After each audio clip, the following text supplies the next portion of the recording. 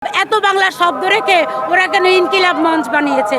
ওরা এত বাংলা শব্দ রেখে ওরা কেন ইনসাফ বলে, ওরা ইনকিলাব বলে, ওরা আজাদি বলে, ওরা পাকিস্তান চলে যাবে, বাংলাদেশে উর্দু ভাষায় স্লোগান দিবে। ওরা কেন উর্দু ভাষায় বক্তব্য দিয়ে দুই একটা শব্দ বলবে? হবে না তো।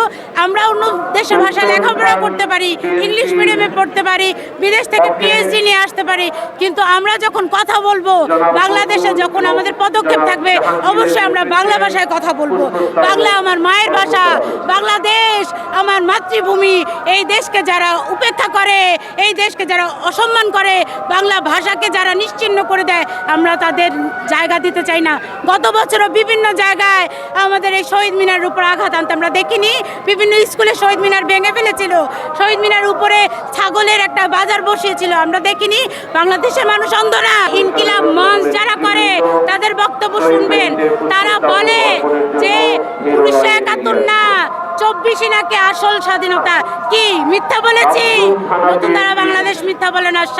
দেশের 20 কোটি জনগণের পক্ষ থেকে বলবো, এরা আমাদেরকে বলেছে 71-এর প্রয়োজন নেই, যেখানে 24 আছে, তার মানে ওরা আমার বাংলা দেশটাকেই চায়নি। ওরা কি বলে? ওরা বলেছে লাল স্বাধীনতা, আর ওরা 24টাকেই দেখে, ওরা 36 জুলাইটাকেই এই দেশে এস্টাবলিশ করতে চেয়েছিল। ওরা তো চায়নি আমার বাংলাদেশ। তাহলে ওরা এত বাংলা শব্দ রেখে ওরা কেন ইনকিলাব মঞ্চ বানিয়েছে? ওরা এত বাংলা শব্দ রেখে ওরা কেন ইনসাফ বলে, ওরা ইনকিলাব বলে, ওরা আজাদি বলে, ওরা পাকিস্তান চলে যাবে, বাংলাদেশে থাকার ওদের কোনো